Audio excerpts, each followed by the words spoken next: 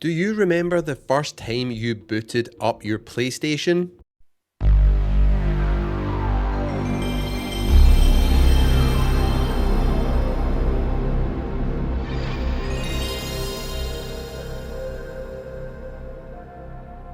The excitement of discovering new worlds, the iconic games, and those consoles that defined our childhood. Well, Sony just released a website to celebrate 30 years of PlayStation, and it's packed with memories that will hit you right in the feels. Today I'm taking you through it all, every console, every game, and every little detail that makes each and every PlayStation special. Whether you're a die-hard fan or just in it for the nostalgia, you're going to love this tour. So let's sit back, relax, and relive these epic gaming moments together. 30 years of PlayStation history. Take a look back over the last 3 decades of PlayStation, the consoles, the games, the greatest moments that brought play to life.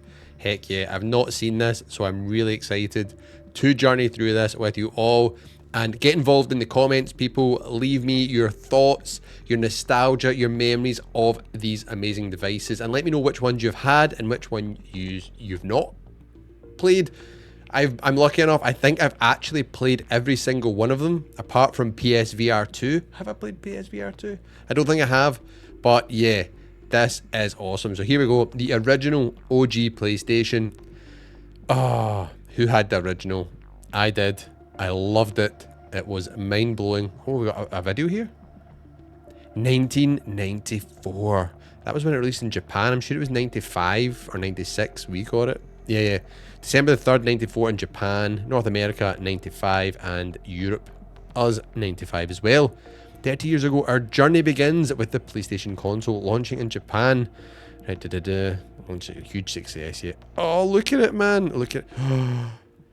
I loved that game, Ridge Racer Revolution. I played that so freaking much. Look at all the games around here. You can just see, Twisted Metal. Where's Crash? Crash has got to be in here somewhere, isn't he? Is that Lara Croft's leg? I don't know. Anyways, let's scroll down. Do not underestimate the power of PlayStation. How freaking cool does that machine still look? Who remembers actually getting their PlayStation, their OG PlayStation console? I do. My mum and dad took me to a cash and carry shop called Macro, and been saving up pocket money and stuff like that, but they basically bought me it and got this. And I remember on the drive home in the car sitting with this box on my lap, just looking at it and looking at the back of the box, because it's kind of similar to the anniversary edition. What was that? The classic mini one, but it had all the wee pictures of the video games, and it was just mind-blowing because all the games were in 3D, whereas before that, with the 8-bit and 16-bit era, it was all kind of like, 2D side-scrolling type stuff. Not with the PlayStation. So this was it was just mind-blowing. And I remember money was that tight back then. I didn't actually get a game with it, but it did come with the demo 1 disc. Wait a minute.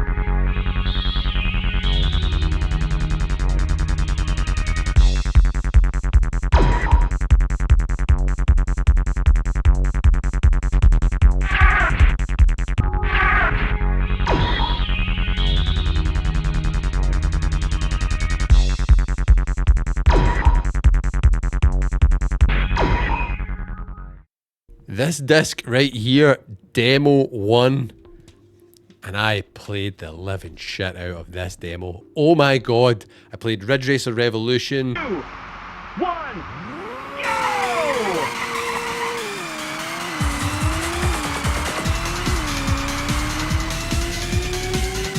go! Crash Bandicoot was on it.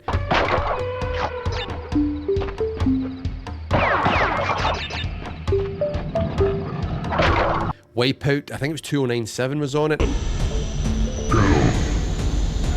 I didn't get the PlayStation right away at launch. I got one a little bit later on, so my demo disc might have been different from yours. Tekken 1 or 2 was on it.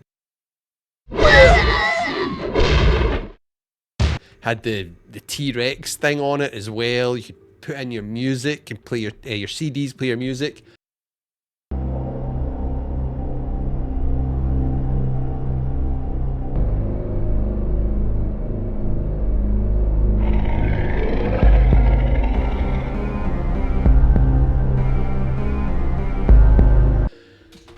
Oh, it was just freaking magical. Absolutely incredible bit of kit. So anyways, let's go. What is this? Look back at the birth of the PlayStation. So what is this? So just look at this thing. 102 million units. That is insane numbers for your first ever console. Remember, this was Sony's first video game console. Came out the gates swinging, just dominating. It went up against the Sega Saturn and the N64 and just cleaned the house. Absolute domination. And yet the N64, I think, was a really special machine. I wish it did a bit better than it did. The Sega Saturn was just too overpriced and underpowered in my opinion. My brother had a Sega Saturn. It was great, but it just felt a step behind the PlayStation. But I do remember, like, a lot of people forget Tomb Raider, Lara Croft, that actually came out on the Saturn first, I'm sure. I remember he had that on the Saturn. But the Sega exclusive games on that were amazing, like Afterburner and stuff like that, and Virtua Cop, they were amazing. But enough about that. PlayStation dominated. So we can look back at the birth of PlayStation here. So let's see if we hear the story of 102 million consoles.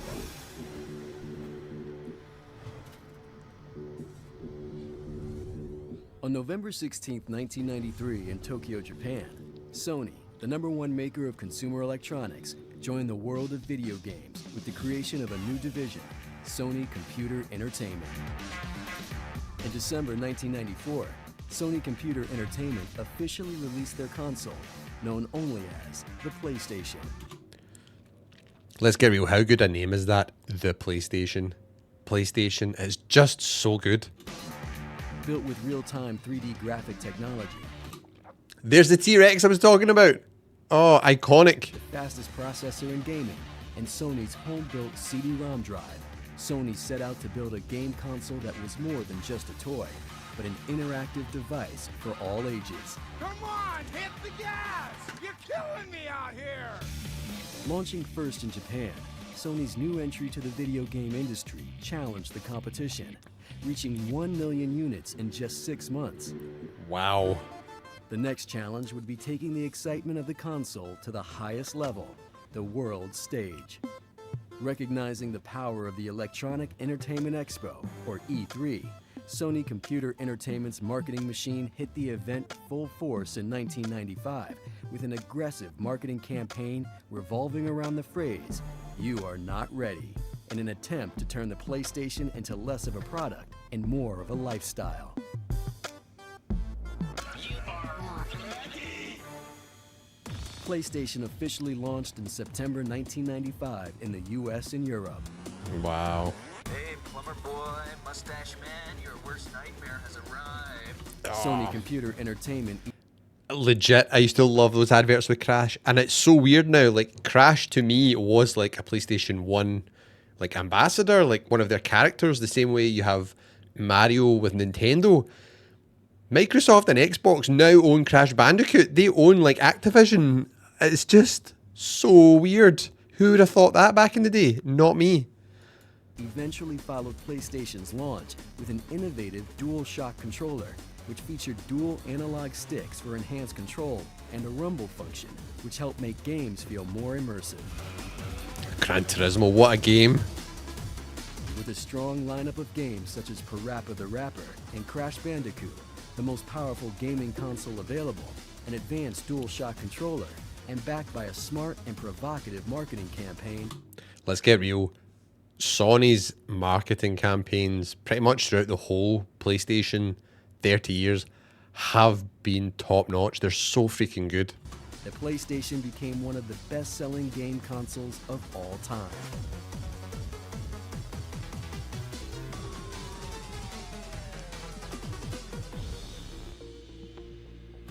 Wow, that is so many memories, those games there. Like, the PlayStation 1 was probably had one of the best game libraries of any console ever. So many absolute iconic games.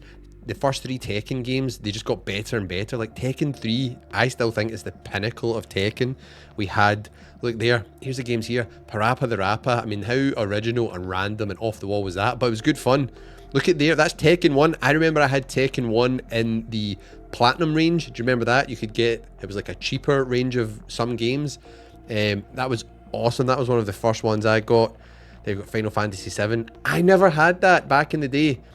I think I've told this story before on another video, but one of my best mates did, and he kept going on and on about it. And remember, it used to, it came in the jeweled CD case, the 3, like the like double CD case. It had 3 discs, I'm sure. I wish I played this back in the day because I'm pretty sure it would have blown my mind. Then we've got Ridge Racer there. I loved Ridge Racer. Can we make these bigger? No, we can't. Oh, so good. What else do we have? I like Metal Gear Solid. The first Metal Gear Solid game was unbelievable. There were so many good arcade racers as well. I had this game called Ray Tracers by Tatio, and it was unbelievable. I actually got a steering wheel for it. The first Gran Turismo game was mind-boggling. So many good memories of that, like taking my memory card around friends' house and racing each other in our cars. What else do we have? I remember there was the boat racing game that had really good graphics, and I remember I wanted that. I also wanted Jet Moto for the same reason, or Jet Rider, because the N64 launched with Wave Race 64, which just blew my mind. So I've always had a thing with video games with water in them. And then I got, I think it was Rapid Racer. Was that what it was called? I can't remember. I'm tempted to Google it, but yeah, if any of you know in the comments, let me know. I'll need to do a video on that sometime. Some forgotten classics of the PlayStation 1 era. Let me know if you think that's a good idea. We'll get that sorted. So we've got some details on the console. 32-bit CPU. Was a powerhouse R300 CPU capable of millions of colors and able to generate hundreds of thousands of polygons with cutting-edge gaming hardware. Who remembers back in the day when your console box used to tell you stuff like that? I always remember, particularly I think it was like the 16-bit era, they used to say how many colors the console could produce, and you're like, oh, it can produce so many millions of colors, wow. I always remember reading that on the, I don't know if it was the Mega Drive or the SNES or even the Master System back in the day, the 8-bit era. But yeah, really, really cool. 3D graphics, yeah, polygon processing power. I mean, that really helped that it could reproduce these amazing arcade games from like Namco, you know, Tekken, Ridge Racer, absolutely amazing games. Soul Calibur, I had the first one of that. I'm sure it was called Soul Blade originally. And then we've got Wipeout. Oh, Wipeout, what a game. I had the original Wipeout, and I actually had the first Wipeout on PC. On PlayStation, I had Wipeout 2097. Loved that game. Crash Bandicoot. Incredible game. It was so difficult when I was a wee kid. I remember literally hating it because I could not get through the game. Some levels were so tough. Games on CD-ROM format. Oh, jeez, oh. Destruction Derby, what a game that was as well. It just popped into my head there. I thought that said Destruction Derby, but it doesn't. That's what popped into my mind there. Opening door classic titles, Final Fantasy 7. Supposedly that's a big factor in Final Fantasy 7 launching on the PlayStation and not on the Nintendo 64. I think historically a lot of the Final Fantasy games had been on Nintendo, but they couldn't fit them all on the cartridge. They would have needed like 15 cartridges to fit it on. But on the CD-ROM, they managed to fit it on, I think it was three or four. So, very cool, and probably a bit of a game changer. Such a popular franchise. That was a massive game. That probably really helped with PlayStation sales across the world. Tell Dad, if you stay home, you can't total the car. Get him to get you a PlayStation. I mean, they're just cool. All their advertising campaigns are cool and edgy, and it make you think you want PlayStation. Oh, it's cool to have a PlayStation. So good. Oh, here we go. Are we going to get the iconic startup sound? Come on, hit us.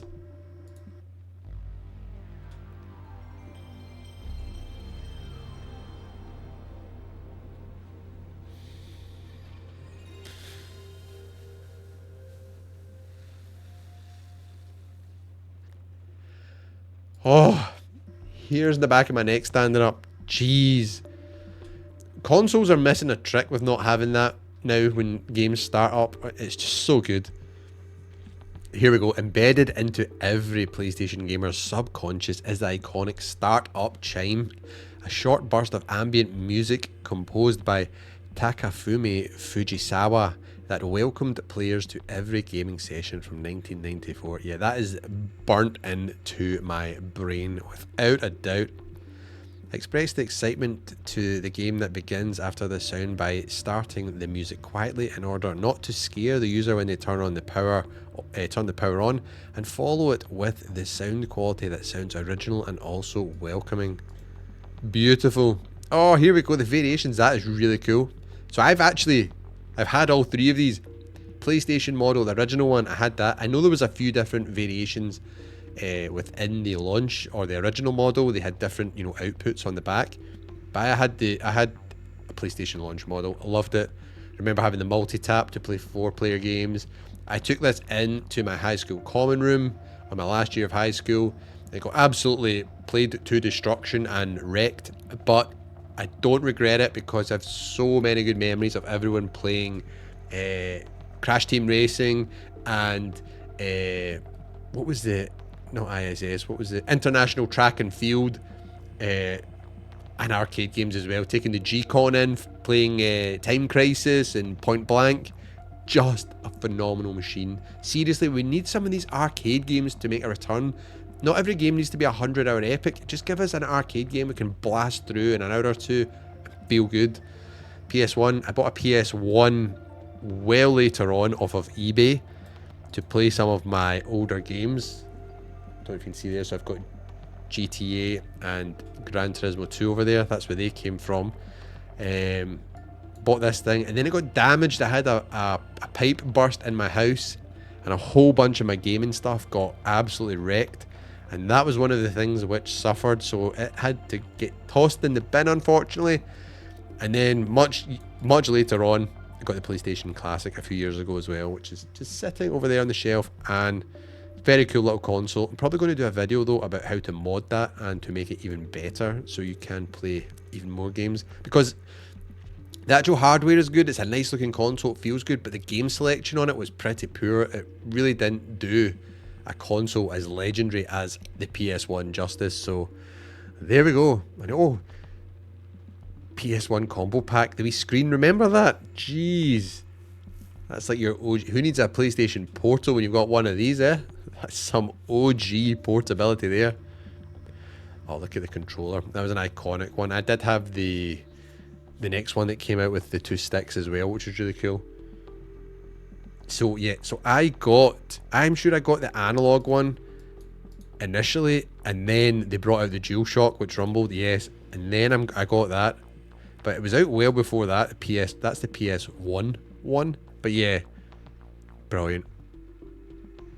I actually just used to love looking down at the PlayStation controller and seeing the Sony logo.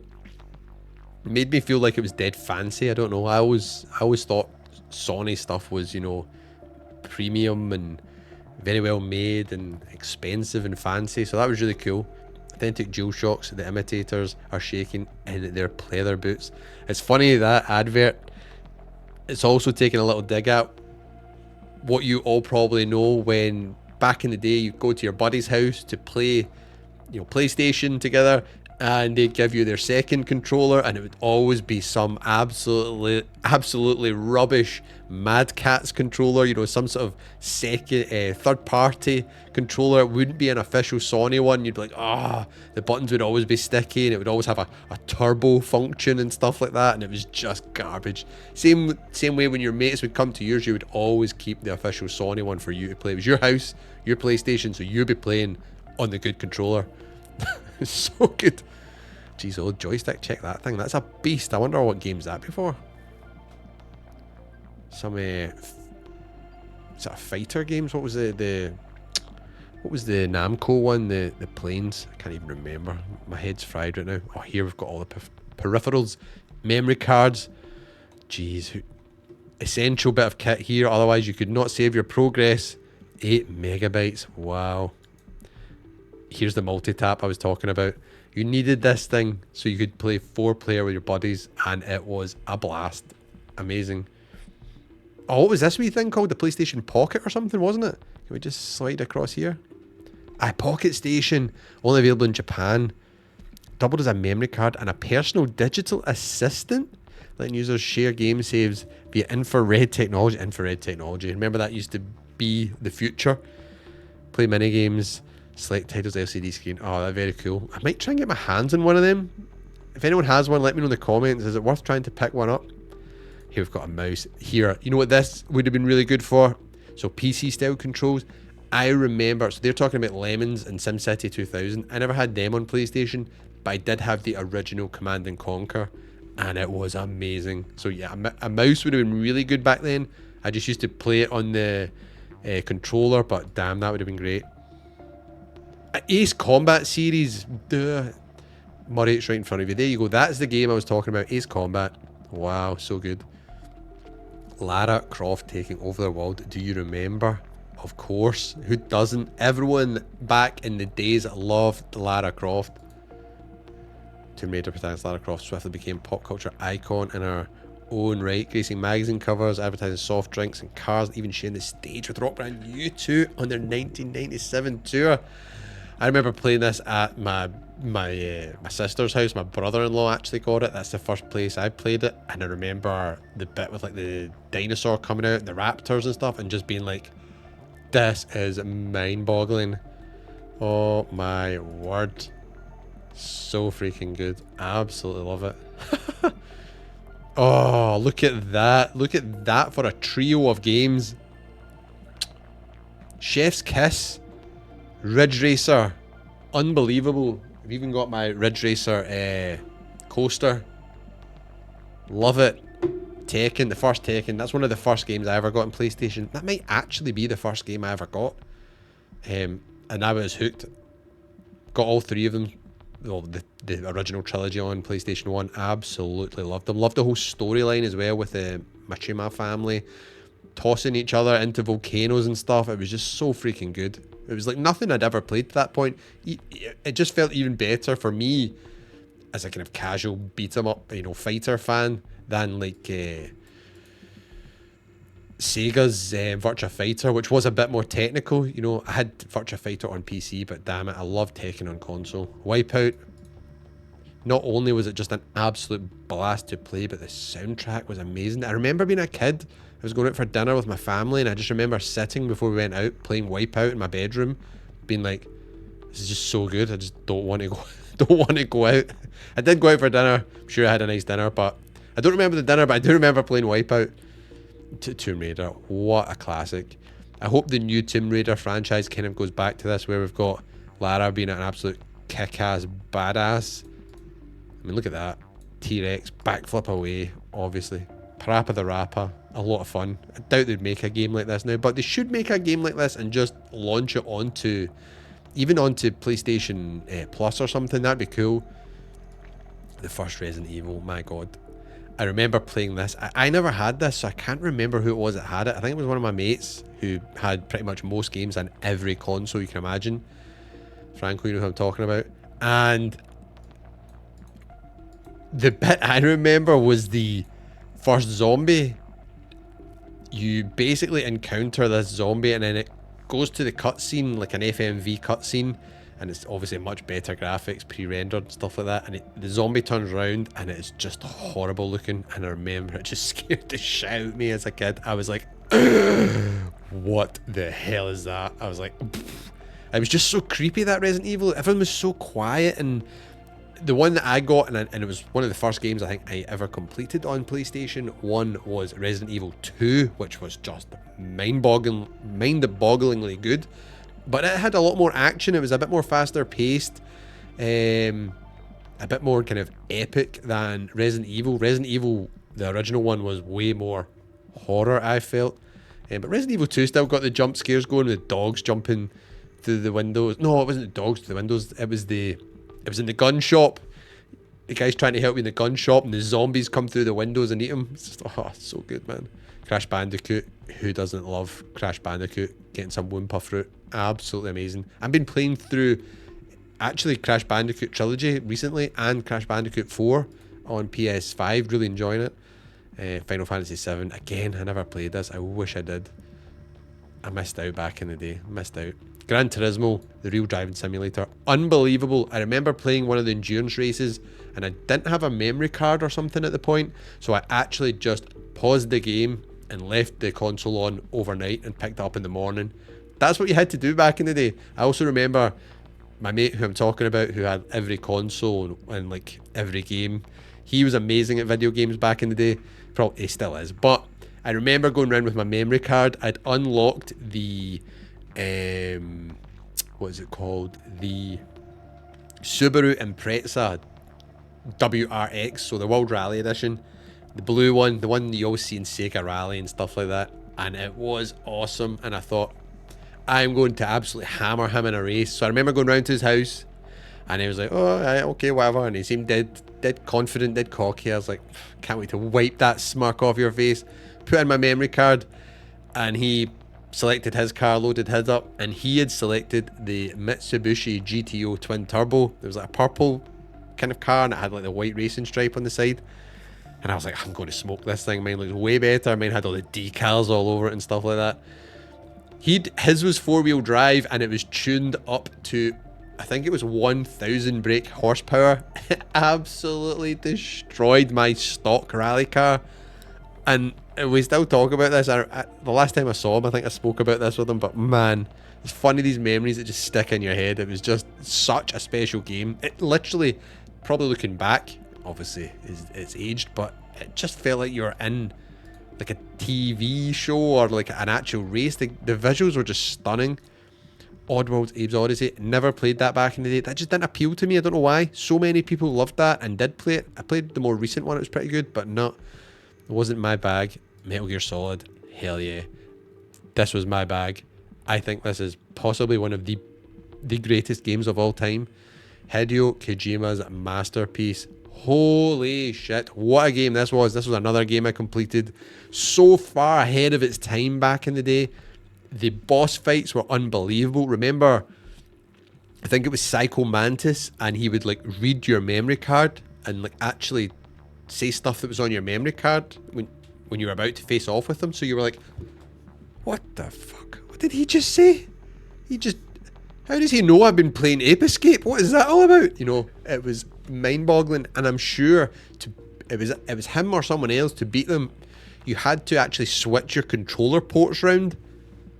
Oh, it was just such a good game, and the whole stealth mechanics and elements of it, it was way ahead of the time. Way ahead of the time. Oh, here we go, Psycho Mantis boss fight.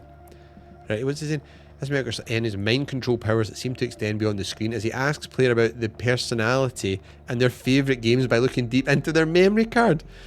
Get the better of this fourth wall breaking Barry by switching controller ports once he starts boasting about reading your movements. There we go. That's exactly what I was talking about.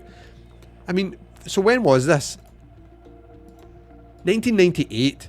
I mean, my God, we'd never seen anything like that in a video game.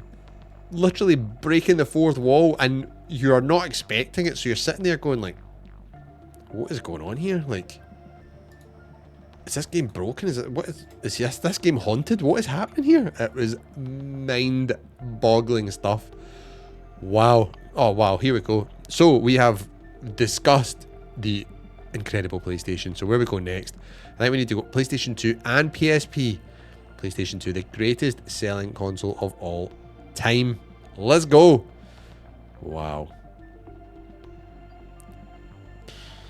PlayStation 2. Year 2000. Take me back. The Millennium Bug. Who remembers that? Giant step forward home console game. It really did. The visual step up and the graphics from the PS1 to the PS2 were massive. Online multiplayer. I don't really remember online multiplayer gaming, to be honest with you, on PS2. I'm pretty sure it was capable of it. I'm not sure how many people did that though. Large scale games on DVD discs. DVDs. That is the thing that...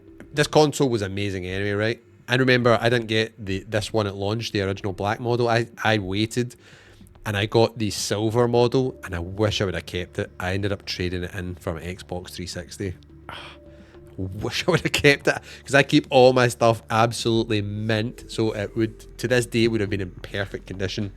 But anyways, I got the silver model of this, but the thing that really helped the PlayStation 2, I think, sell as well as it did, obviously it had amazing games. The third-party games I actually think were probably the best part of the PS2, but it was the DVD player. This was so many people's first DVD player.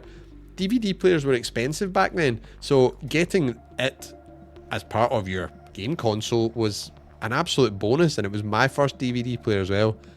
I think that's such a cool looking console as well. I remember when it first came out being like, oh, it looks a bit weird.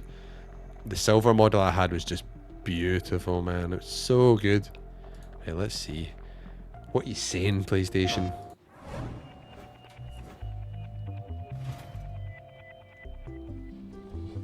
With PlayStation rapidly becoming one of the most popular gaming consoles, Sony Computer Entertainment aimed to create something even more powerful. Spyro. PlayStation 2.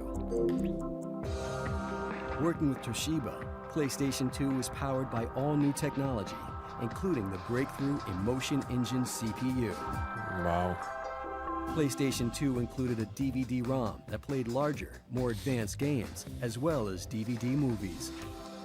I'm ready. Everyone's ready, right? Who has the PlayStation 2?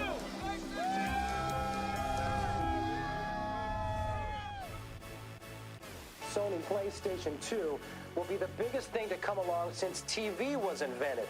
The buzz on this product is that strong. PlayStation 2. PlayStation 2, newest, fastest video game system ever. In 2000, PlayStation 2 arrived and was a massive overnight success, with units going for as high as $1,000 on eBay. Stores quickly sold out, and the PlayStation 2 pushed its way to becoming the best-selling console of all time. Sony's PlayStation 2 is here. It is hot. It's quickly disappearing from stores on its first day on sale nationwide. We're air freighting the units in just to make sure that we cut the lead time for the products to get into the market. As PlayStation 2 continued to sell, Sony Computer Entertainment continued to support it with exciting technologies, including a network adapter, which allowed gamers to play certain games online. Network adapter. See, I thought that it didn't come with that out the box. That's what I remember. So it was an add-on you bought. And the iToy, a camera that when connected to the PlayStation 2, offered an interactive new way for games to be played using motion. I never had an iToy. Comment down below if you had an iToy and if you used it. If I get my hands on a PS2 again, I think I need to get an iToy and we'll check out some of these games because they look good fun. With a massive library of over 10,000 games and exclusives such as Eco, 10,000 games. Wow. God of War, Gran Turismo, and more, PlayStation 2 would sell more than 150 million consoles worldwide.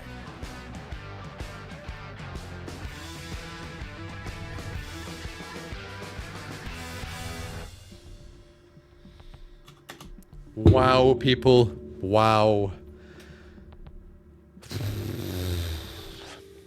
That's a lot of consoles. So they're saying it's 160 million now. Jeez.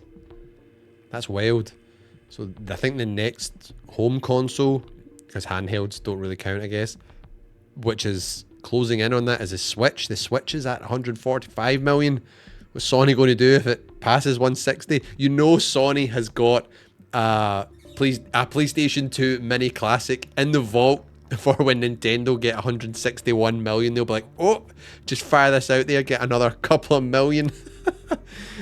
To be fair, I'd love that. I'm all for these classic mini consoles. Live in your world, play in ours. There's Crash again. Look at that iconic kind of purpley blue colour. Love it. The grand reveal. PlayStation 2 revealed at the Tokyo Game Show. Demos of Tekken Tag Tournament. I did have that. Gran Turismo 2000. I can't remember what Gran Turismo I had on PlayStation 2. I wonder if it was that one. It's funny, I really can't remember a lot of games on my PlayStation 2. I do remember playing Tekken, but I'm hoping this jogs my memory.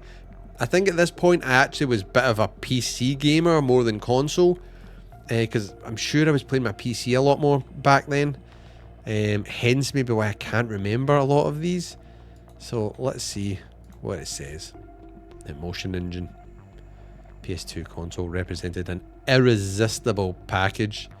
Cool, even cool names for their chips. Emotion engine. The PS2's console CPU was dubbed the Emotion Engine due to its ability to generate realistic images for the time, and was comprised of 8 separate units, each with a specific function. Wow. DVD age, here we go. By 2000, DVD was the most desired way to watch movies at home. And think about it, it's the year 2024 and a lot of people still will just buy DVDs instead of like Blu-ray, or was it 4K Blu-ray or Ultra HD Blu-ray, whatever they call them. But dedicated DVD players could be costly at the time, exactly. So PS2 console combination of gaming and DVD playback was hugely attractive to price-savvy consumers. I mean, that's just a masterstroke by Sony. I'm pretty sure Sony own the patent for like DVDs. I think that's their technology. I might be wrong, but packaging them up together and getting them out there, gaining that critical mass, just so smart. Because remember, Sony is a hardware company. Console variations. So this is funny. Wow, actually, I might need to take back my statement I was about to make here. The original PlayStation 2, I had the silver one. Like I said, I thought it looked amazing. I thought the PlayStation 2 Slim looked horrible. One of my other mates had that. I remember he got this one here, the standard black model, and it just looked so cheap and nasty. I've never seen it vertically like that though. It was on its side, so it just looked really flimsy. I mean, it was tiny. It was unbelievable how much they shrunk it down. Big credit to Sony's engineering for doing that.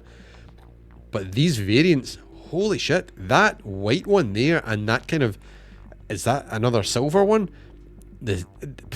Or metallic blue? I don't know. They look amazing. I've never seen them. I'm sure I've seen there's like a pink model. I think, is there not a blue model as well? I've not seen them two. I would want one of them for real. The thing that I think what I didn't really like about them was though it was the tray wasn't, well, it wasn't a tray, it was a top loader. It just opened up like a flap and you put the DVD drive in it, whereas the original had the tray which slid in and out, which was, I just thought looked way cooler and way more expensive. PlayStation's first steps online, PS2 network adapter. And I don't think I ever played PlayStation 2 online. I can't remember if my mate had Time Splitters online on PlayStation. Maybe.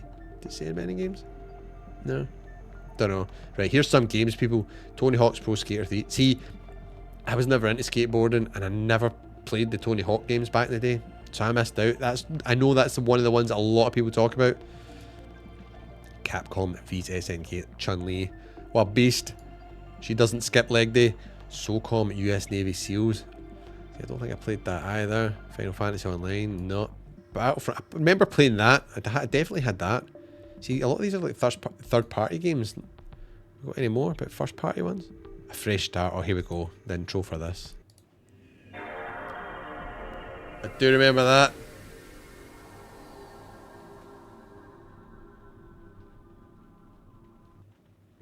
Not as iconic as the PS1. Nothing. The PS1 is the best sounding game in that intro one.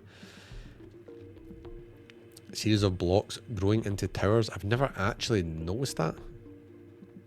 These were no random pattern and represented the number of games played and the time spent playing them. What? Did you know that? Be honest. Be honest in the comments. I did not know that. No way. Let's see that again.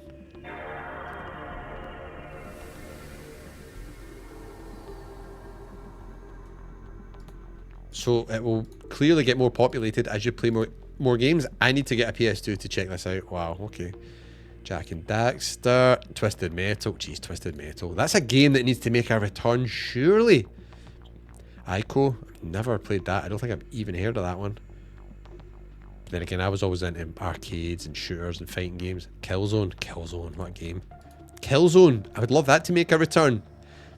Maybe not Guerrilla, because they are so into doing Horizon Forbidden West and stuff like that.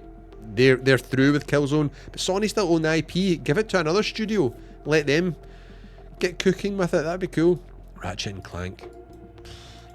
I actually didn't play Ratchet and Clank on PS2. I can't remember the first one I ever played.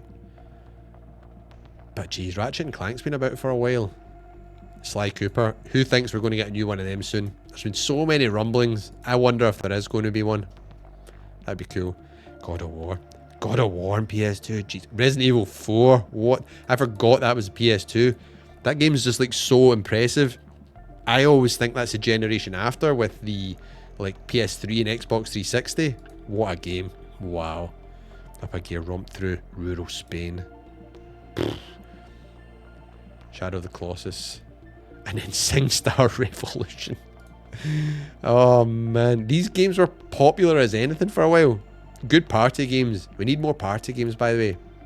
I'll give you a party game that's good on PlayStation. There's a quiz game, and I think it's called Knowledge is Power or something like that.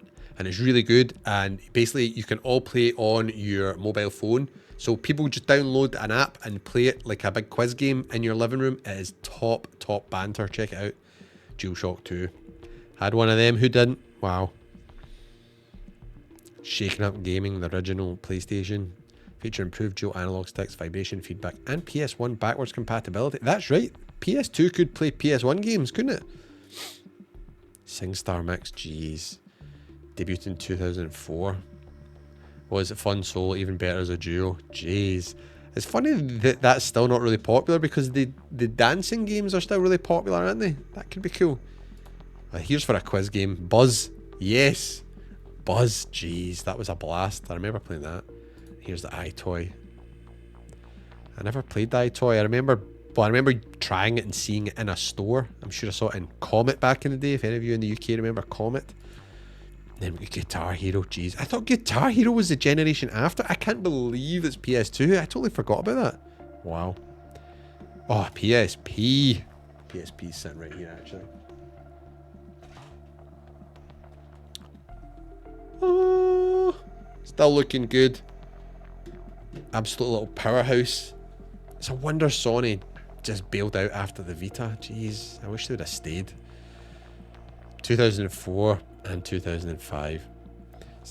Riding a wave of success of the PS2 era, it was time to try something new. PlayStation Portable took console gaming, quality gaming away from the TV screen and out into the world as a handheld device, and combined full-scale gaming experiences with innovations in online technology and media playback that had come to the fore with the PS2.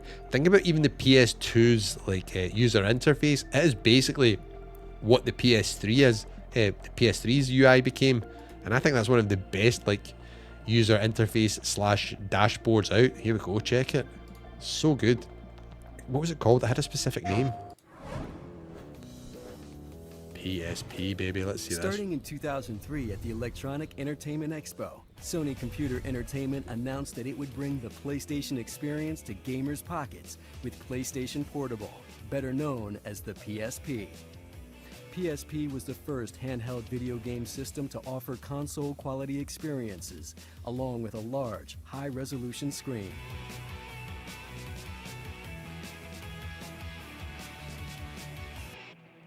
Sony Computer Entertainment would take learnings from PSP to introduce its newest handheld device, PlayStation Vita, which appeared in stores worldwide by February 2012. Wow. PS Vita featured a powerful processor, a vibrant OLED screen, new social capabilities, and the option of Wi-Fi and 3G connectivity. PS Vita also provides developers with the opportunity to support cross-platform play by allowing PS Vita to interact with a PlayStation 3 version of the same game.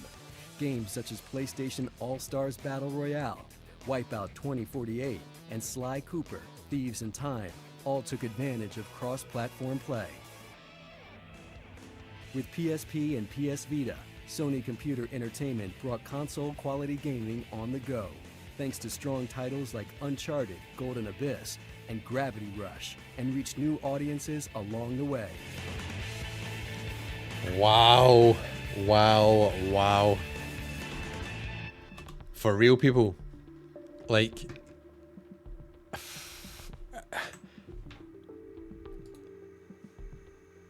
We're not even talking about the Vita. We'll get to that in a minute. I was just going to say, Sony threw everything at that. That machine could do it all. In fact, you could put a SIM card in that and play it out and about with no Wi-Fi connection either. touchscreen, touchpads at the back, online gaming. Ah, how did it fail? Jeez.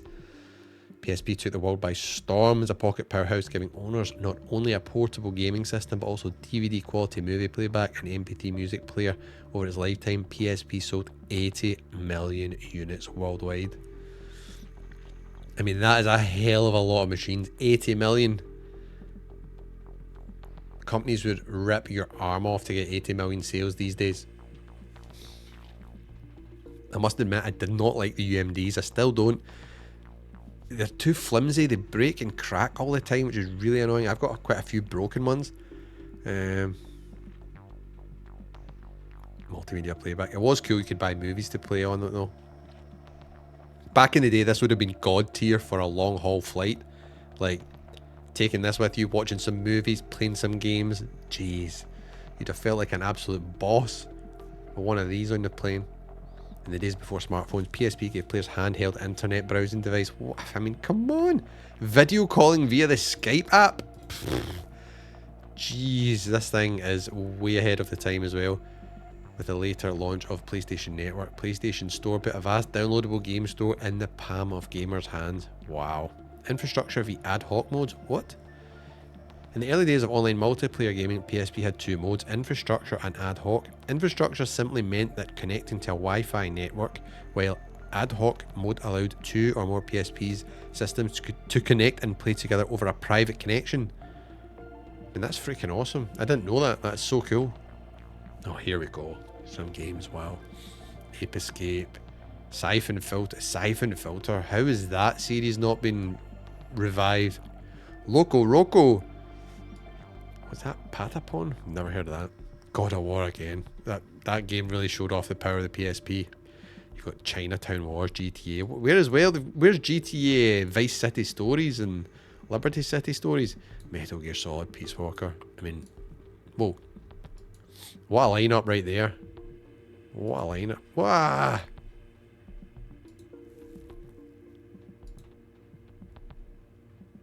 So good. So good. Now, people want the PS3. This might be one of my favourite PlayStation consoles, actually. Such a cool machine. It had a rough start, the pricing and stuff like that, but see the original one that looked like that all shiny? I had that and I loved it, and then it died. I got the yellow screen of death. And then they didn't sell it, and I had to buy the slim model, which is sitting on my shelf over there to this day. 2007, wow. Incredible leap forward online games and digital services with the arrival of Blu-ray disc games. That was another thing. This was most people's first Blu-ray disc player. It was mine. Look at that. I mean, that just looks freaking awesome. The one thing I find funny, I've got some of the original games from the PlayStation 3, and they had this font, which is like the Spider-Man font from the Spider-Man movies back then, and then they changed it and dropped back to the original PlayStation font that we all know. But I thought that was pretty cool. I like that. It was a bit different. Look back at the PS3 era. Incredible single-player adventures. Yes, it really did. Think about the amount of PlayStation 3 games that have been then remastered for PlayStation 4 and PlayStation 5, like your Uncharted and stuff like that. Became an entertainment mainstay in the owners' homes thanks to new music and movie streaming apps. True. Get your Netflix and your YouTube and stuff like that, and easily accessible digital games via the new PlayStation Store. From its 2007 launch, it sold over 87 million units. Wow. Do you have a PlayStation 3? Let me know, people. What's your favourite game?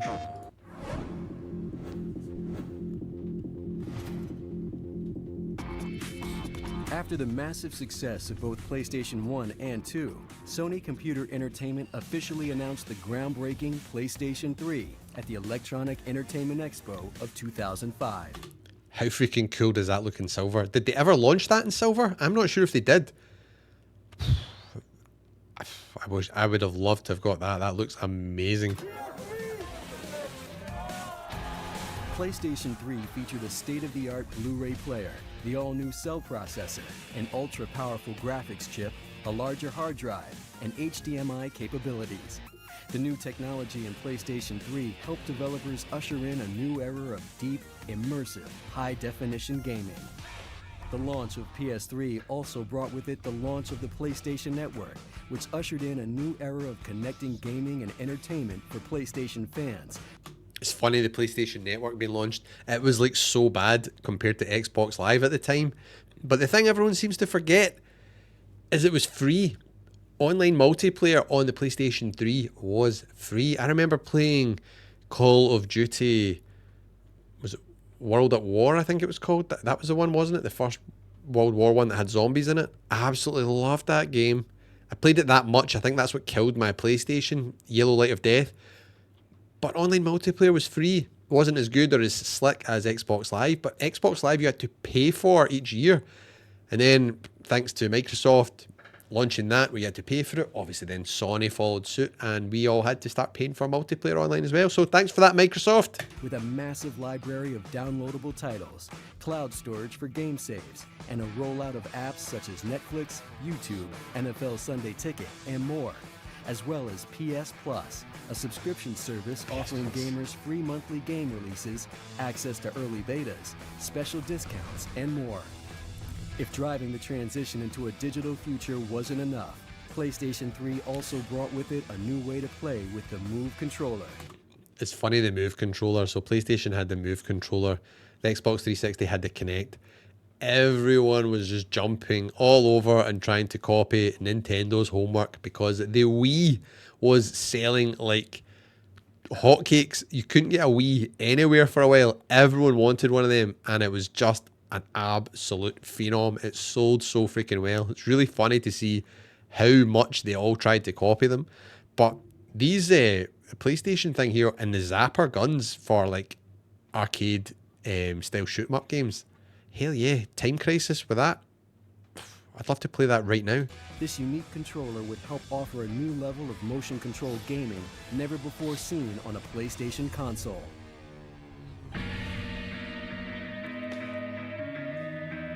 What a machine. Armed with its innovative technology, its motion-controlled game... The Last of Us as well. How many times has that been remastered? PS3, are you kidding me?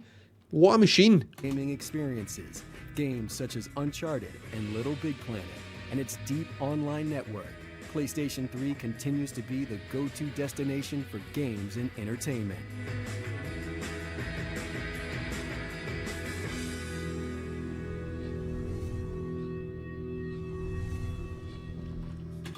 Yeah, I've got a lot of good memories on my PS3.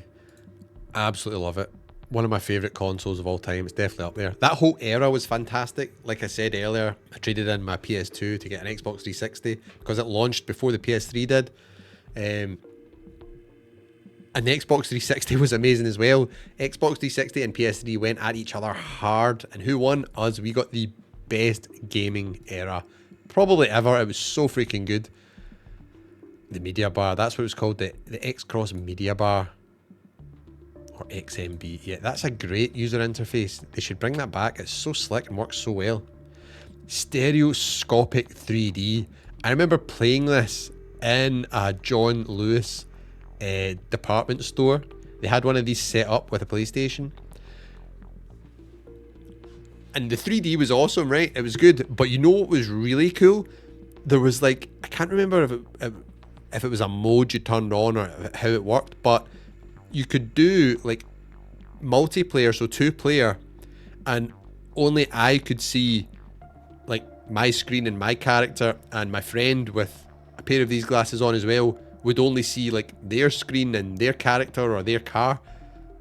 It was mind-boggling. It was really cool. At the time we were like, holy shit, this is the future. This is really, really impressive. But it was just too expensive. Nobody was really interested in it. But I think this could have been far more successful than like PlayStation VR. Yet Sony really went into the VR space with PSVR and PSVR 2, but this was totally ditched. I guess maybe it's because you needed a 3D TV, but yeah, I liked it. I thought it was really cool. HDMI ready. Yes, that was a big thing as well. Because when it was going up against the original Xbox 360, it wasn't HDMI ready. It was later variations and revisions of the Xbox 360 which had an HDMI output. So this could do 1080p, whereas I remember my original Xbox could only do 1080i or was it 720p? I'm sure it was 1080i. So there was a big difference. This was much sharper, the PlayStation 3 was. Here we go, the PS3 Slim. Why have they not shown us the original model there next to it? That's annoying. Anyways, you had the original, the PlayStation Fat, and then we had the PlayStation 3 Slim. So I had the Fat one, it got the yellow light of death. I've got the PlayStation 3 Slim, it's sitting up there, and then the Super Slim. I'm not a fan of how that looks. That again has like a wee sliding door there at the top. Just not as cool as the tray loading slot there. But you have whatever console you have, and I'm sure you'll all love whatever console you had at the time. PS3 console more than just a games machine, cutting edge technology into players' homes with Blu-ray disc playback. Yeah, I bet you a lot of people still use this to this day as a Blu-ray player. Up to 1080p, more affordable price than many Blu-ray players at the time. There we go. Freaking awesome. Oh, here we go, another intro video, people.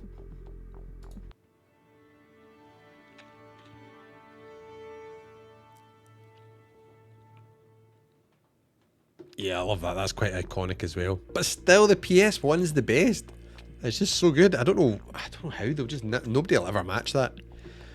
Treated to more orchestral swell on startup and a new wave design that carried through the all-new X-Cross Media Bar navigation system. Amazing. Here we go. Here's the controllers. Right. Here's a thing. If any of you have been through this console gaming journey like I have, which I'm just so lucky to have been growing up alongside these things. I just love it. And I can appreciate all the older stuff and the newer stuff that's coming down the line and the stuff we have right now. I just love gaming. One thing that surprised me that I found really weird, and it took me and my mates a while to get used to, we used to go around to, like, you know, one of the lads' houses on a Friday night and would play PlayStation 3 and stuff like that. And this was the first time that the controllers were wireless.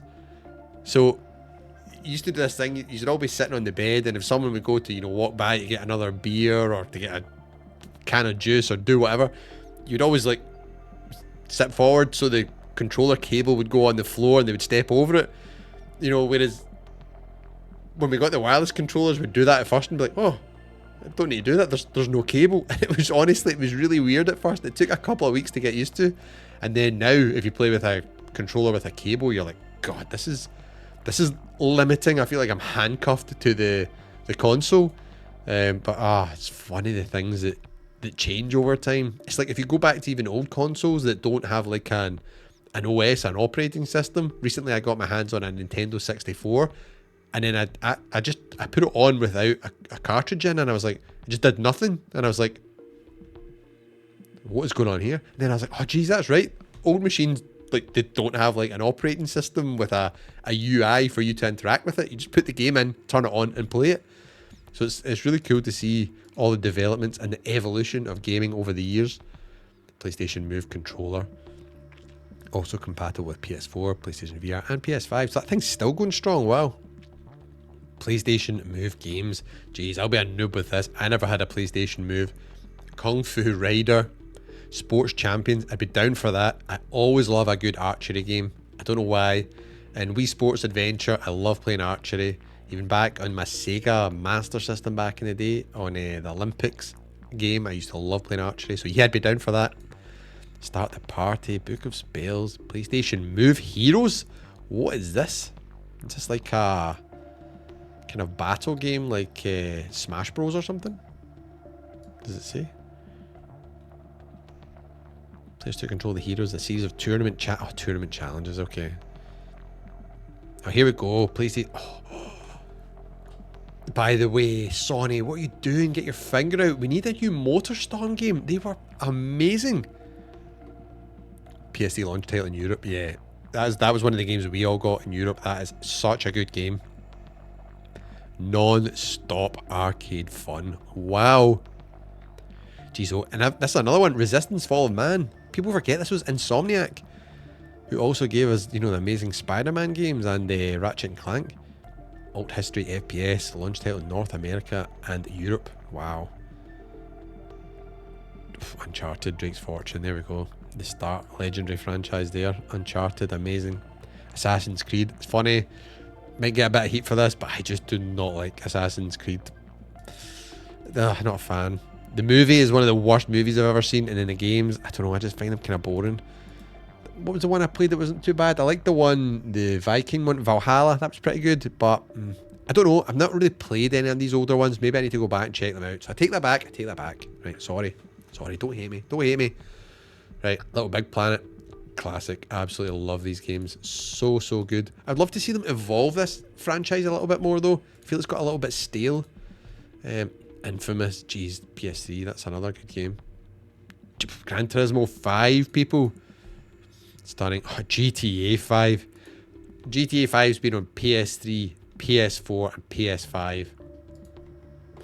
And we still not got GTA 6. Holy shiz. Absolutely amazing. The PS3, come on, what a console. It's got to be up there. Is it one of the GOAT consoles? Let me know what you think in the comments.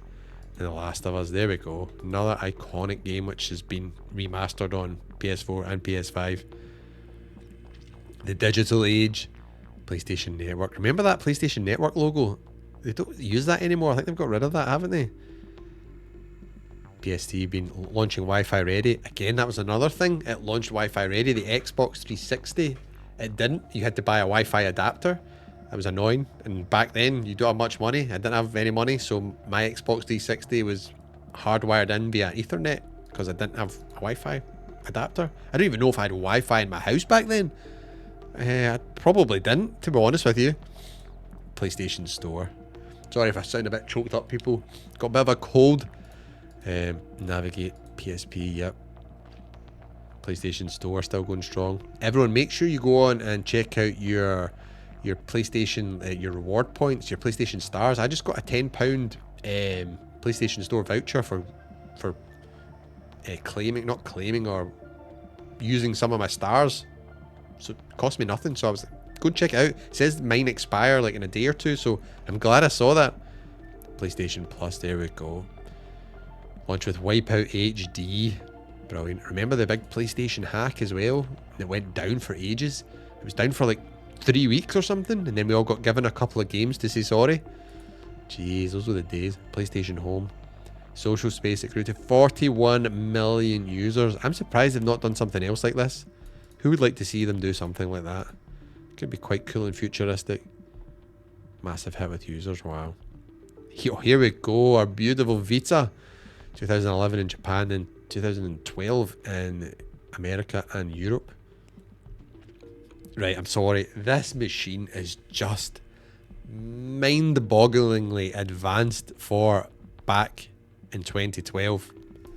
I mean, that's... I can't believe this was launched then. Like 22, it actually does everything. You can do remote play with it. You can do online play. You can just do, you know, local offline play. You can, I mean, it's got, you can do, there's touch screen on it, touch screen in the back. It's got an OLED screen. I mean, Sony just threw everything at this. Wow.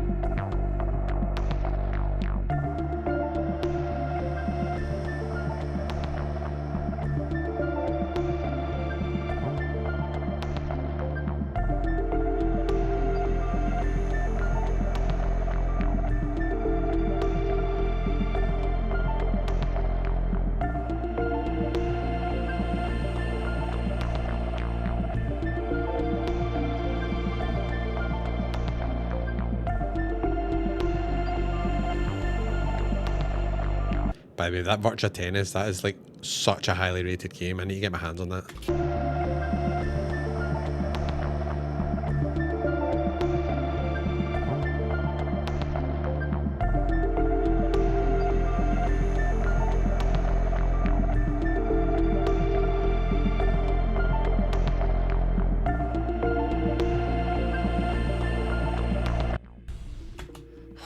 Holy shiz, I honestly feel if that was like today and that was shown, people would lose their minds and be like, I'm buying that day one.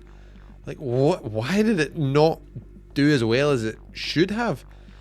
This is the second version of the Vita. I've just realized that. This isn't the original OLED model here. This is the, I think they called this the Slim model, didn't they? It looks really nice. It comes in a whole bunch of different colors, this. I would really love to get like a red or blue model of this. But damn it. I mean, what a machine. I think the proprietary memory issue probably had a fair bit to do with it, as it was very expensive, and it made then buying and owning a Vita very expensive, because the original Vita had no storage on it, so you had to also buy one of these memory cards. Also, the later one had USB charging, whereas the first one didn't. It's just, what? How different could things have been if they'd have stuck with this? Because I mean, I never had one of these back in the day. I couldn't afford one. I had no money back then. I was skint. I had my home console. Never had these like handhelds. But I've got one recently. And I'm reliving my youth, going back and checking out these games. And I just did a video recently on the channel. You can check out where I went and played the worst rated Call of Duty in history. It legit is. This one right here. So I went and played that on the Vita for the first time, checked out, and just to see if, you know, all the negativity is worth it, and just how the Vita handles things in 2024. Could we get an online game in Call of Duty on the Vita in 2024? So go and check that out. It was interesting to say the least. Bill prompts console quality gaming on a portable device. Hell yeah, so ahead of its time. Digital only titles start as Delta to Blockbuster Adventures, Uncharted, Golden Abyss, and Wipeout. So let me know any other games you want me to check out on the Vita, because that's going to be a wee series here on the channel. I'm going to play through a whole bunch of the classics. Changing the game. I mean, what a machine. Jeez, oh. OLED display and touchscreen, rear touchpad, remote play as well, so you can play your PS4 console. Like what we do now with the Portal on the PS5, you could use a Vita to do that on the PlayStation 4. What? Amazing indie games on PlayStation Vita. Shovel Knight, Hotline Miami, there we go. Jeez. Yeah, I think a lot of the indie games probably kept the Vita going for a while. I think Sony probably dropped support for it, as they're known to do sometimes. Oh, here we go. So this looks like one of the ones I need to get and try. This looks phenomenal. Whoa, whoa, whoa, whoa. Why did I keep doing that? Gravity Rush. I've played Gravity Rush on other systems. So basically on PlayStation 5, I think I was playing that. Little Big Planet Vita. Probably need to try and get that one. Wipeout. As a big Wipeout fan, should I try and get this? I think so. Persona 4 Golden. Jeez, that would be huge on the Vita, I would imagine. Soul Sacrifice. Don't know what this is. Action RPG. Is that any good? Let me know, people. Tearaway. Interactive Papercraft. What? Manipulated by rear touchpad and screen. Okay, that sounds like one of these games that just totally takes advantage of and shows off the hardware. Kind of like what Astro's Playroom did for the PlayStation 5 DualSense controller. PS Vita survives the apocalypse? What? Here we go. Dev Celebrate and The Last of Us began in September 2013, almost 2 years after the release of the PS Vita.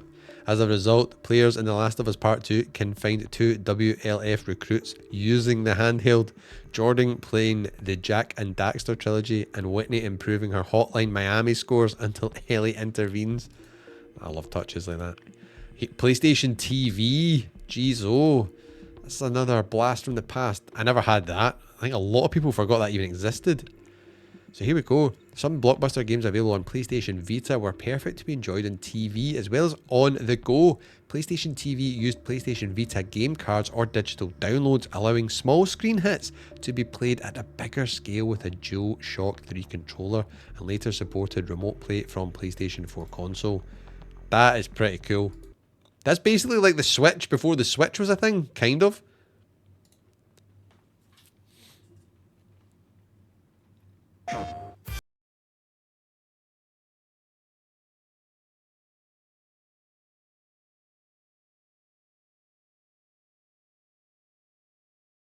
Killzone Mercenary, that looks good. I mean, look at the Final Fantasy graphics there. That could just be a console. That's the freaking PlayStation Vita. This tiny little handheld. What?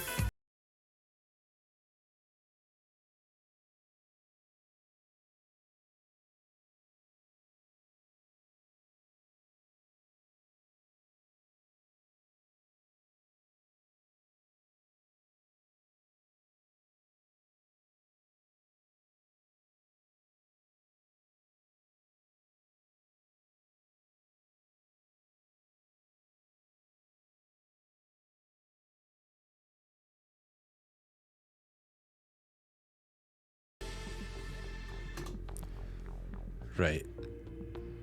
That is a pretty cool box slash bundle.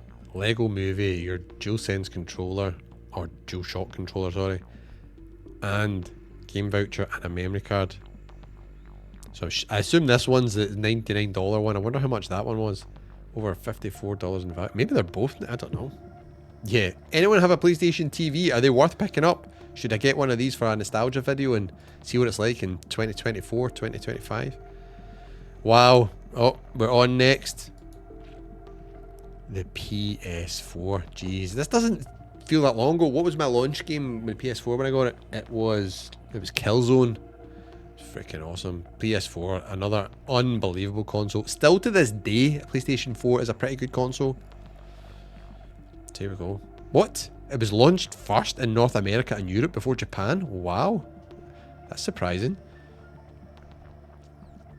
Share button. That was game changer. I'm pretty sure my first ever YouTube videos on my other channel was captured by using the share button on my PlayStation 4, capturing Call of Duty clips. Jeez.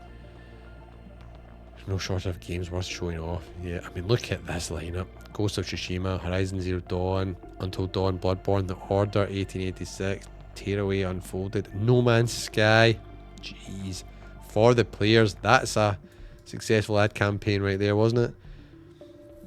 I mean, PlayStation 4 as well. Absolutely just hammered Xbox One. Remember when the Xbox One launched and they had it be always online connection required and you could not share physical games? They would be like linked to your account, and then Sony just trolled them with that advert where they basically said this is how you share a game on PlayStation, and the guy just handed it to the other guy and he's like, thanks. I mean, come on. Xbox just lined them up for Sony and they just hit them home every time. Oh, here we go. First console to launch in North America ahead of its release in Japan, Europe and the rest of the world. Since then it sold over 117 million consoles. There we go, and remains a gaming powerhouse with new games still being produced and played today. Hell yeah. So true.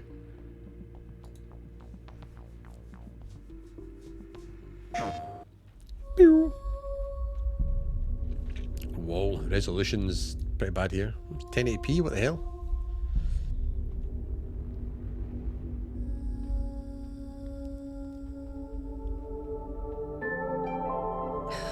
That noise.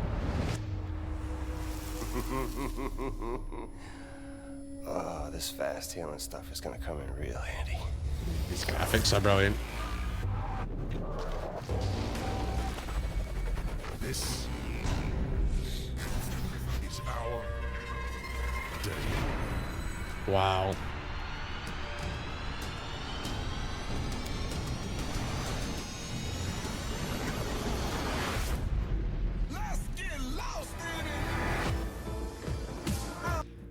Damn it. Music in this. Can't watch it, people, because there's music, but Yeah, that's so good.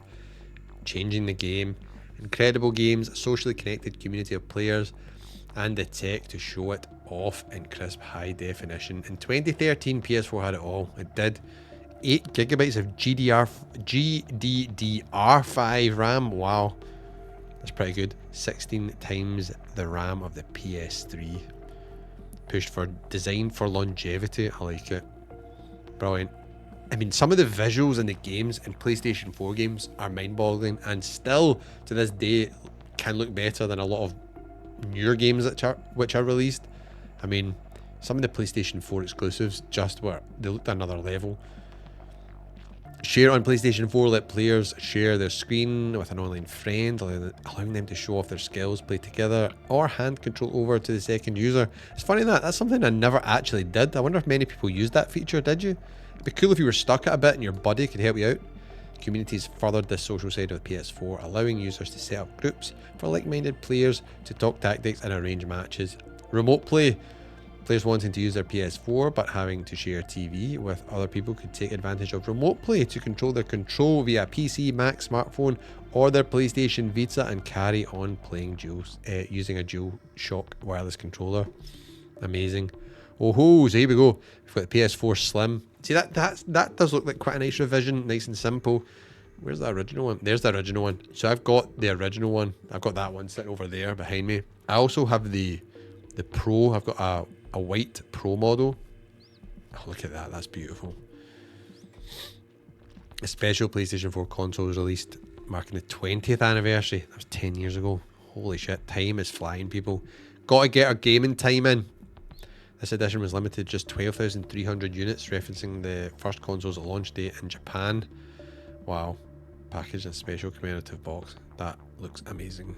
Now talking about the 30th, before we know it'll be the 40th, and we'll be on the PlayStation 6 at that time, I think. The 6 Pros probably just came out. Oh, dear me. Amazing. There's a controller. DualShock 4. I really like the DualShock 4. I thought that was a really comfortable controller to use. The only thing that was annoying, the rubber on these sticks quite often came off. And the light bar was a cool feature. I liked when they updated it. Because I'm sure initially it was on the top and you'd always see it glaring off your screen, and then they moved it to the front so you didn't get that screen glare, which is cool.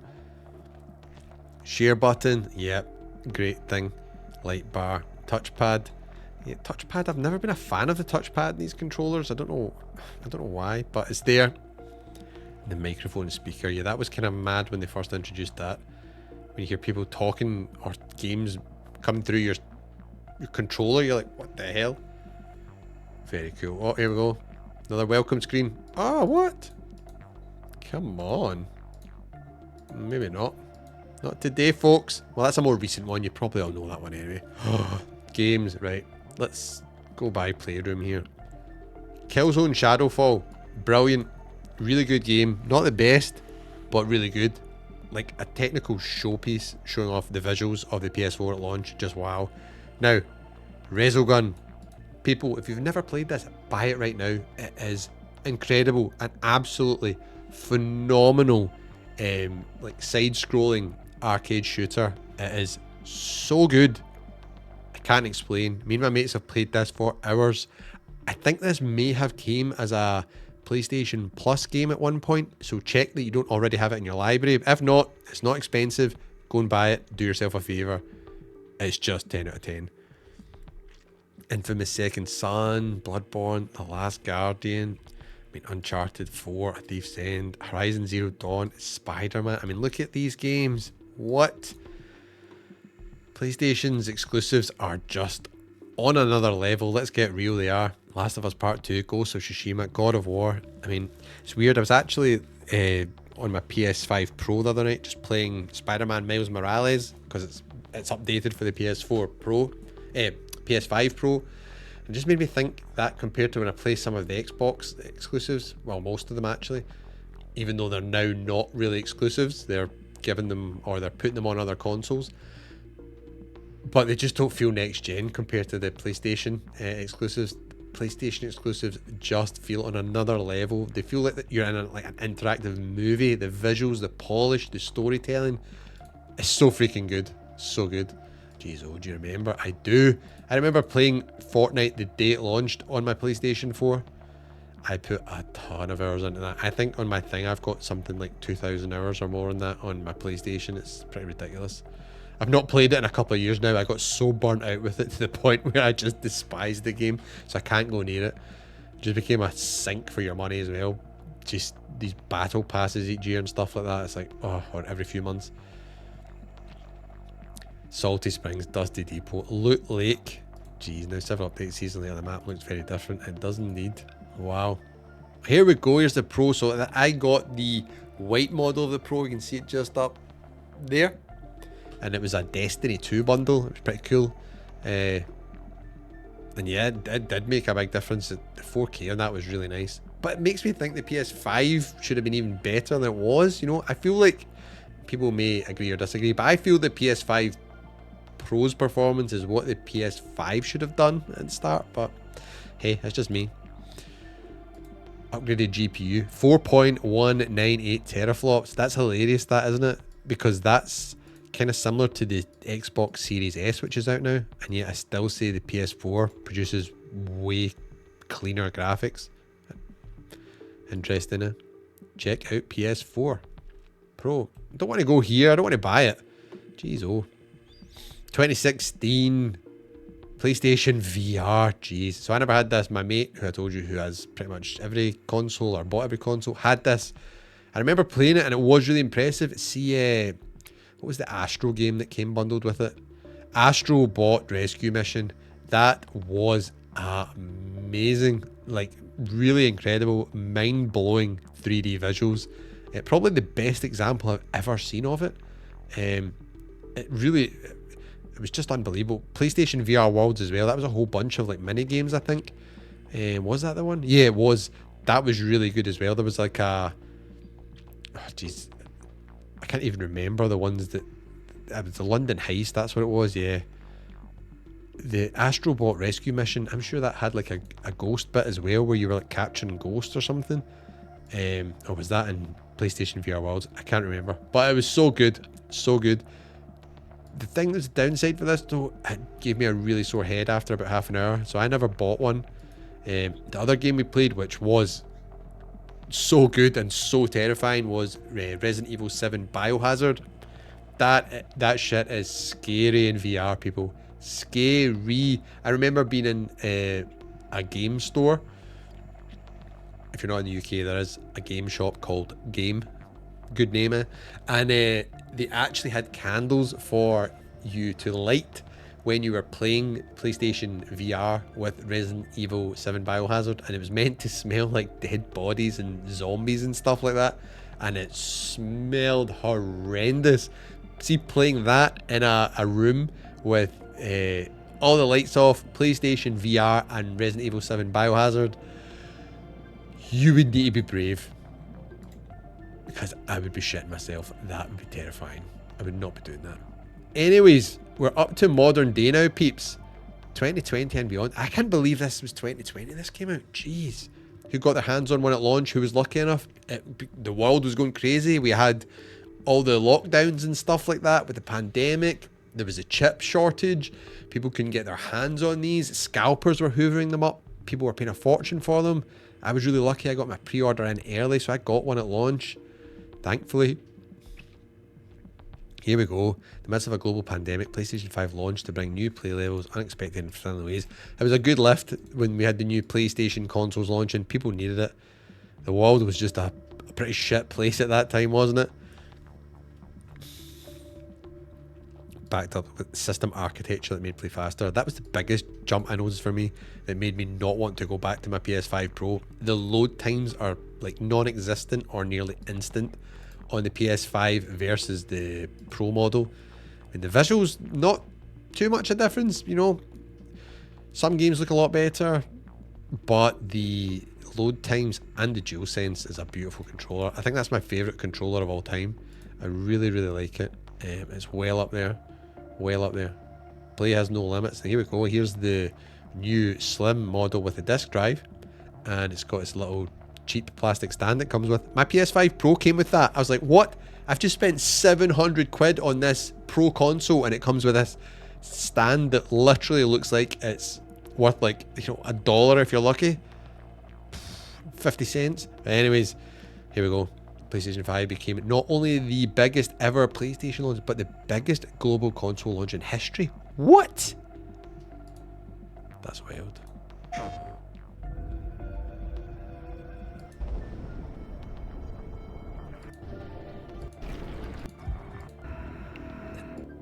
I remember watching the live stream of this, waiting to see what the console would look like, and they showed this bit with the pulsing lights. And then when it zoomed out and showed us it, so many people were like, oh, look at the state of it, it's horrible. It looks like a router, it looks like a fan. I loved it because I think this looks super futuristic and like a statement piece. Like I was saying earlier about Sony stuff being expensive and fancy and, you know, like premium. This is just screams that to me. Way nicer looking than just like a big box. So yeah, I like that. I like it a lot. Here we go. The SSD, lightning fast. That's the biggest difference I've noticed. The DualSense features, I guess, as well. They're so good. I mean, Astro's Playroom being bundled with the console was really, really good as well, because not only is it a great showpiece for, you know, showing off the new technology in the DualSense, it's just an amazing game. Like, it's such a good game. So yeah, well good. PS4 backwards compatibility. Here we go. New gen treated to full backwards compatibility. I think they're clutching at straws a little bit there, seeing how generous they are, but that's the one thing Sony's not the best at, I would say, backwards compatibility. They need to get better than that. With all the PS1, 2, 3 games, we need to get them available 100%. And here we go, here's the OG Fat Boy. That's the one I've got right there, and I've got the Pro as well.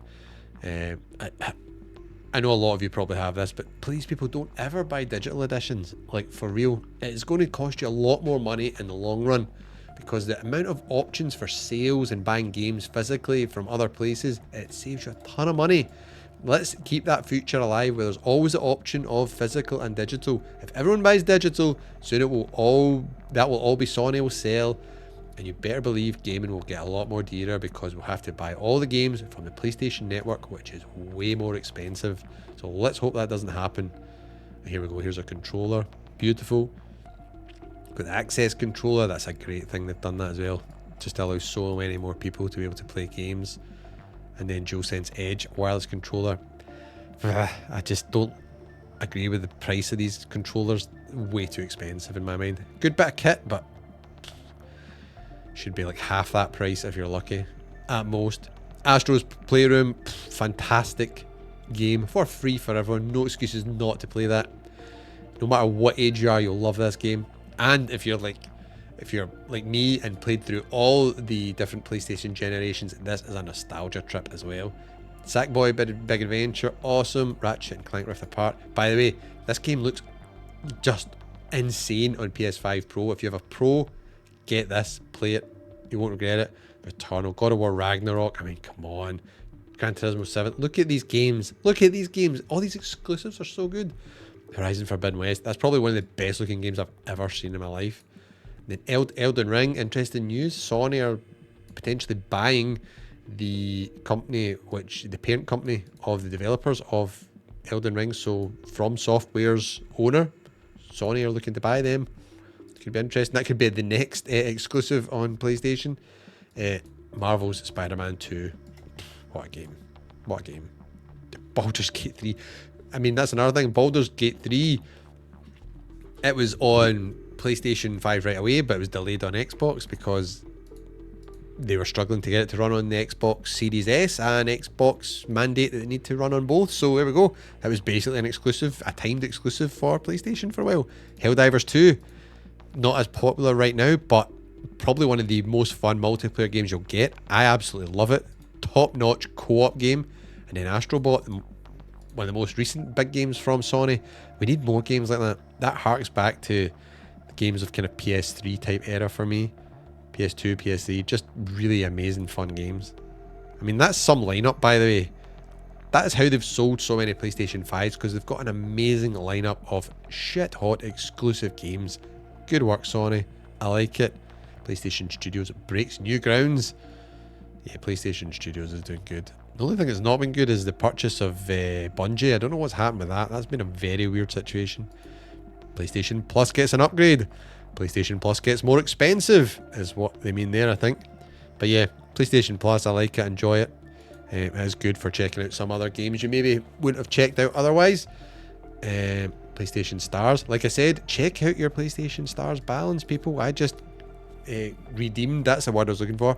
I just redeemed a bunch of my stars before I recorded this, and I got a £10 voucher to use on PSN, so definitely check it out. It said they were expiring soon, so don't let your points expire.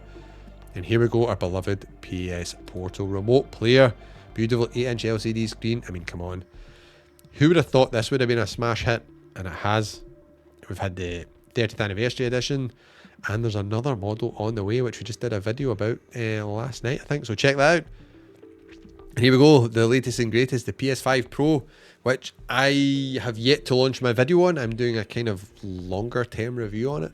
And will I give anything away? No, I won't actually. But you know, I was not happy with the price, and when it was announced, I was like, I'm not getting this, no way, absolute rip-off. So make sure you check out my review when it drops to see if my opinion is still that, or if it's changed. Will I be returning it? Who knows? You need to wait and see in the video. And then the 30th anniversary collection, that looks beautiful. I was tempted to get the, well, I actually tried to get the PlayStation 5 Pro bundle, which comes with like the console, the DualSense Edge, and I think the charging dock, a whole bunch of stuff. It was like £1,000 pretty much, but it sold out right away. I think there's only 12,000 of them like worldwide available. But yeah, that disappeared right away and I never got that. So thanks very much for that, all the scalpers that are selling them on eBay now for like 20 grand. Anyways, PlayStation VR 2. PlayStation VR 2. That's been an interesting one. Bit of a muted kind of time.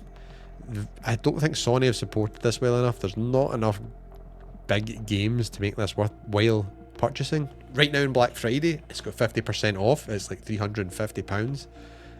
So if you've never played it, could be worth it if you really want to get one of these. I mean, the Horizon Forbidden West game, was it Horizon Call of the Mountain or something? That looked fantastic. Well worth checking out. Yeah, there we go. Call of the Mountain. Looks phenomenal. Gran Turismo 7, by the way, that's probably the one they should really be pushing. Playing that in PSVR 2, that looks game changing. You're sitting in the car looking around, and plus as well, because it's a game where you are like sitting down like in a car, the immersion isn't broken, whereas a lot of PSVR games, because you need to walk about but you're standing still, the immersion does kind of get broken, and that's what gives you a sore head, because your brain's like, what the fuck's going on here? Like, you're moving but you're not moving. So yeah, I mean, Resident Evil Village, jeez, I mean, that would be scary. That would be good fun to try though, I must admit. I'm a big scaredy cat. I don't like scary movies and scary games and stuff like that, but I would give that a go because I enjoyed what I played of Resident Evil Village. It was well creepy.